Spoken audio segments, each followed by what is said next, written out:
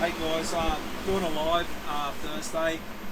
Sometimes I make them on Thursday, but this is Clint's bike, and I want to talk to everyone about what happens and some of the things that can go wrong when some people or Clint wanted to change the baffles and have some ideas, and things change, and you can go the long way around trying to make power or make something for the street or make something suit your needs. So always talk to APL first about what you're going to do, and make sure we get all the parts right.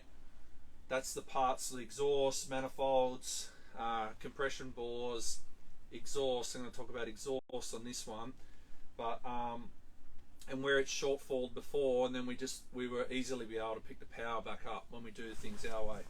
But as you can see, that bike's a grunter, and when this bike come to us, well, first time it had the Vance & Hines standard baffles. Sorry, a bit ugly looking, but that's them. They're okay. They'll work up to about 150, but they're a bit conflicting sometimes, and I prefer the freedoms if we're talking about standard baffles in a 2-in-1 exhaust. It's got Vance & Hines 2-in-2s in it. Clint slipped these in quiet baffles, but they smashed too much power out of this bike, and he didn't like it. Actually grunted really well. The bike before had 130 foot-pounds of torque before, which isn't bad. That's not for a 128-inch engine, right? So you know, but 128 in these small baffles is a really big effect and causes a lot of problems. We got rid of all them because he just wanted, at the end, got to a point where Clint said, oh, I want to make heaps of power now. I'm on this thing going hard. So just in that dyno run, or just that accelerating on the drum there, you can see how much power and how quick it just gets through. Like now, we look at this graph here. The greens before, reds after, right?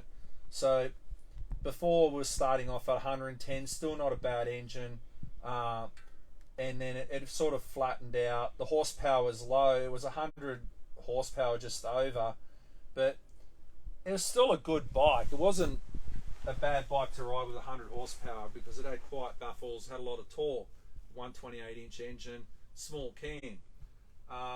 So we've got the small cam still in it, so we'd probably see better top-end numbers if we had the preferred cam that APL use for this size motor and manifold and exhaust. But what I done, we made up one of our did a race modification on this exhaust, made our own unique little baffle there, and where we situate that in the exhaust has a relationship with the headers. I spoke about this in a video previous. That was these exhausts. So just doing an APL exhaust modification and a tune, this bike went from 100 rear wheel horsepower to 140 rear wheel horsepower on a small cam, big cubed, one of our manifolds. It went from 130 foot-pounds of torque, not a lot of it, but there was moments of 130 foot-pounds, to 140 pretty much everywhere. So this bike, you just seen on the dyno, on the drum here, how much punch it has now. I'm really excited. Don't go the long way. Come and see us at APL.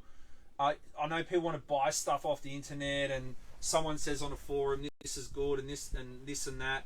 They really don't have this facility to prove or say anything.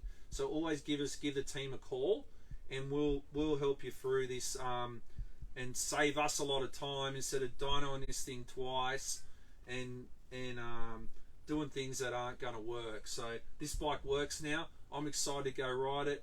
It's a good outcome now. It's just a long way. Don't go the long way. Just come straight to APL, get our software, get connected with what we're doing, because we're the guys racing and going fast.